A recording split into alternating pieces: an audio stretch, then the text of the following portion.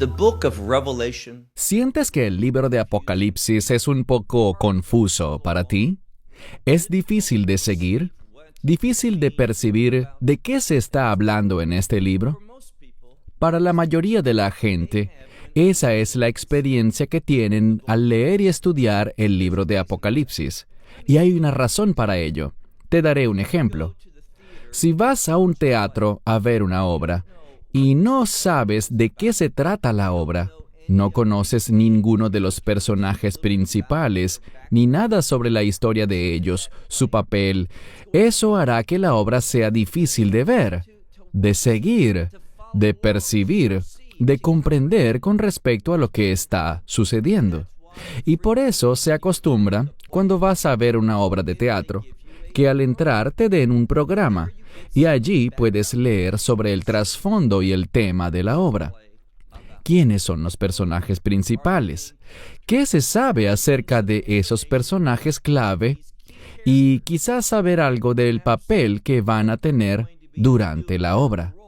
Esta información nos da una perspectiva general para entenderla mejor. Y eso es exactamente lo que necesitamos en el libro de Apocalipsis.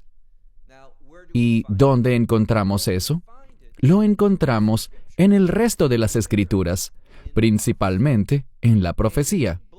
Y sabemos que Juan, quien recibió estas visiones, quien escribió ese libro, tomó muchas cosas del libro de Daniel. Ahora bien, si no estás familiarizado con el libro de Daniel, será casi imposible que puedas percibir correctamente el libro de Apocalipsis. Lo que haremos en este episodio de Cortos del Apocalipsis es enfocarnos en 3 de los personajes clave del libro de Apocalipsis, y me refiero a la bestia, la ramera y la mujer. Lo diré de nuevo. Vamos a hablar sobre la bestia, la ramera y la mujer. Solo si tenemos una perspectiva correcta para entender a estos 3 personajes, estaremos mejor preparados para percibir la revelación de Dios en este libro. Vamos a comenzar con la bestia. Hemos hablado antes sobre la bestia, y por los libros de muchos profetas sabemos que la bestia es un imperio.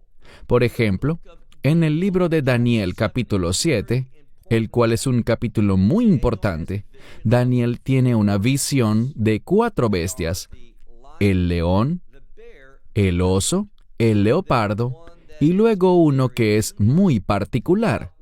Sabemos al estudiar la Escritura que estos animales, el león, por ejemplo, representa a Babilonia. Sabemos que el oso tiene que ver con los medos y los persas. El leopardo se refiere a Grecia, y el cuarto, que es muy peculiar, tiene que ver con un imperio europeo bastante particular, que inicialmente estuvo basado en Roma. Así que no hay muchas dudas, no hay realmente una controversia. Cuando vemos que en el libro de Apocalipsis se habla de una bestia, no se está hablando de un animal que va a emerger, sino que se está hablando de un imperio, un reino. Y en episodios anteriores de Cortos del Apocalipsis, hemos mencionado que se refiere a un gobierno único mundial, un imperio que gobierna a todo el mundo. Ahora bien, hay algo que sabemos sobre este imperio. Como todas las bestias del libro de Apocalipsis, realmente hay una manifestación, pero se mencionan otras bestias, y a menudo se habla de una sola bestia que tiene diferentes cabezas, que se relacionan con diferentes periodos de tiempo. Así que sabemos que este imperio, como los diferentes periodos de tiempo que se han manifestado hasta cierto punto, es hostil contra Israel. De modo que habrá un gobierno único mundial que al final será muy hostil con Israel. Pero debemos recordar, y ya esto lo vimos, que inicialmente esta bestia querrá mostrarse amistosa frente a Israel y el pueblo judío. ¿Por qué? Porque Satanás sabe el rol importante que Dios le ha dado a Israel, que Israel será clave en los últimos días para el establecimiento del reino de Dios.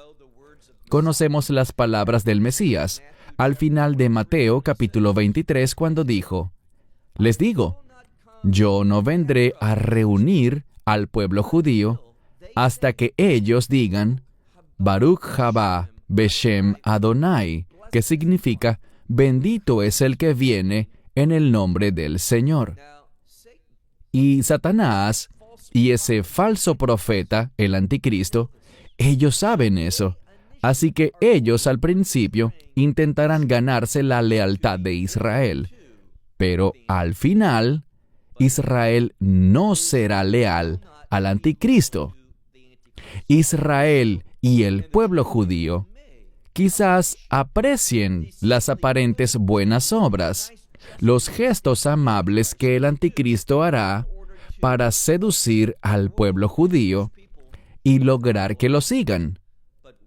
Pero cuando el anticristo vaya a ese sitio llamado el lugar santísimo, y como lo ha dicho Pablo, lo ha dicho el Mesías, lo que Daniel mencionó 2 veces, esa abominación desoladora, cuando el anticristo se autoproclame como Dios y exija que todos lo adoren, Israel lo va a rechazar.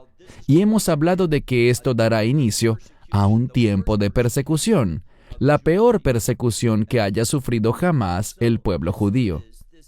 Así que esa bestia, ese imperio, ese gobierno único mundial que regirá en los últimos días sobre todo el mundo, ese imperio será muy hostil, no con Israel al principio, sino que primero lo será contra los creyentes, contra ti y contra mí.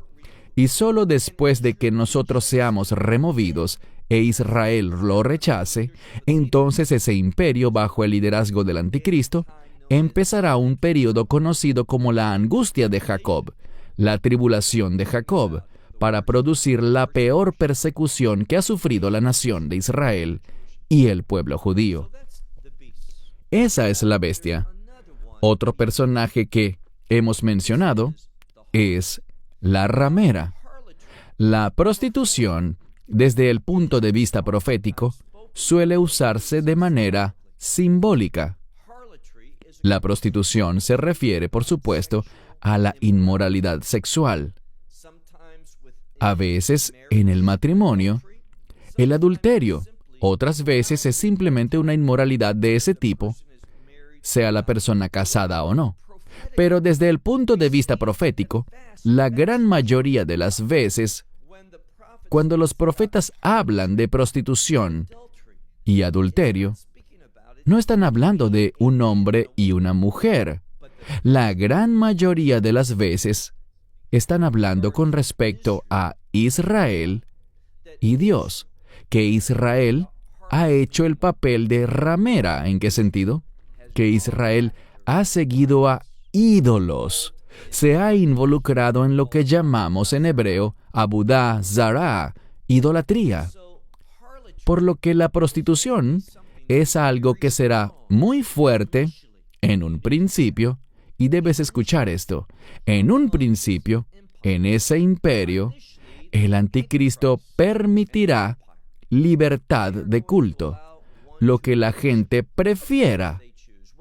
Y al principio, ellos van a decir, pueden adorar de la forma que quieran. Y todos los cultos y credos son legítimos, están aceptados. Pero será gente como tú y como yo, los creyentes, que se apegan a los estándares de Dios, a los mandamientos de Dios. No es por accidente que el anticristo, el líder de la bestia de ese imperio, sea conocido también como el hombre sin ley.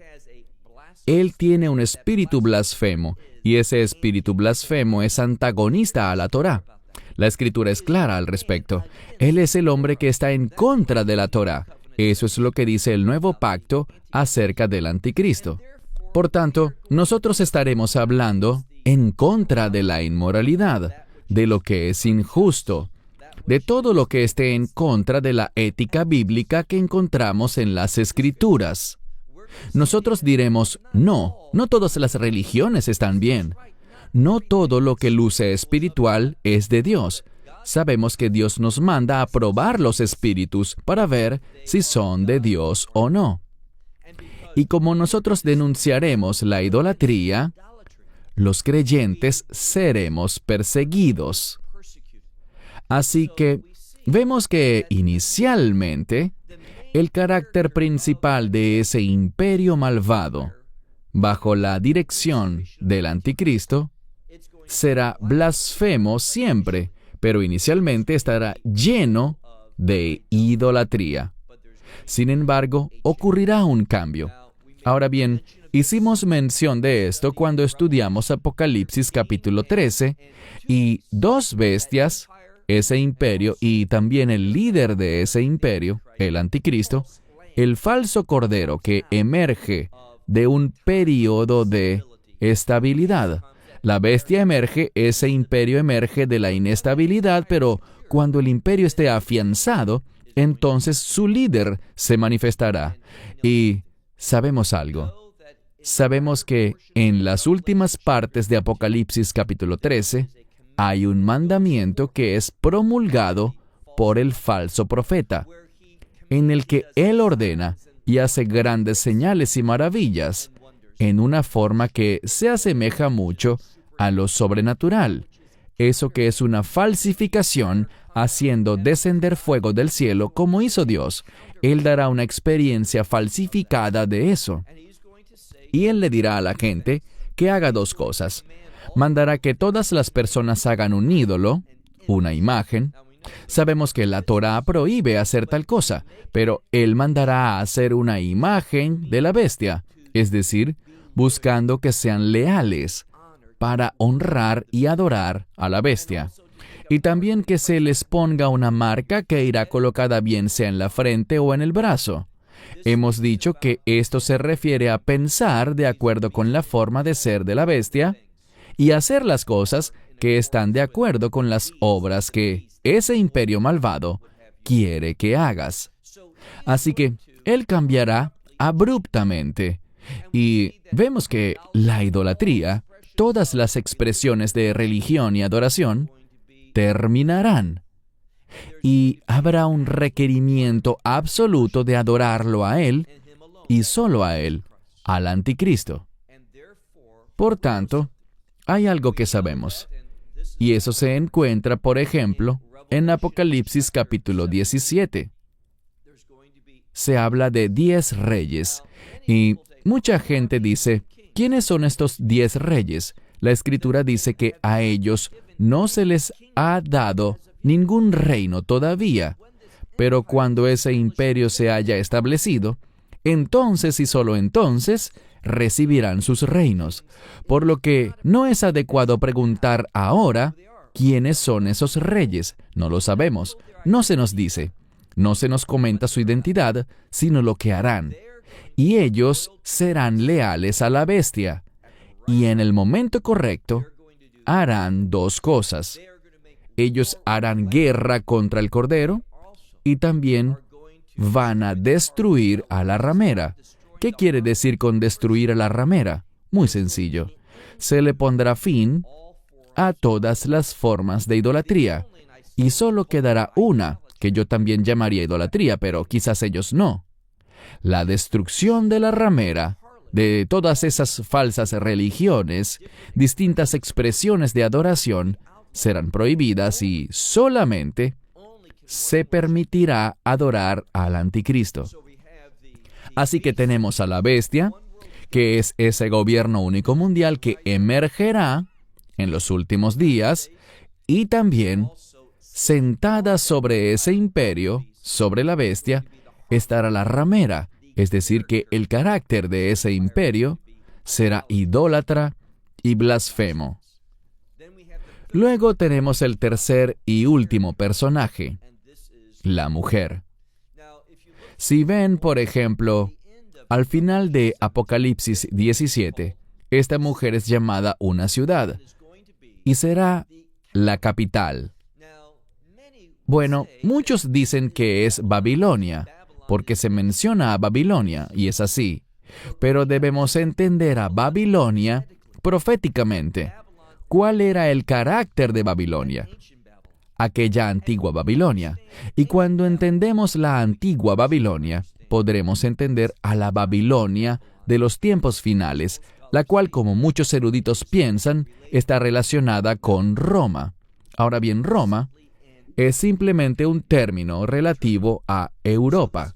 Así que este imperio final, esta mujer, esta ciudad capital, con la que la gente deberá entenderse para tener riquezas, todos los que sean comerciantes o hagan actividades similares tendrán que ponerse bajo la autoridad de esa ciudad capital, de esta mujer, para que puedan tener riqueza.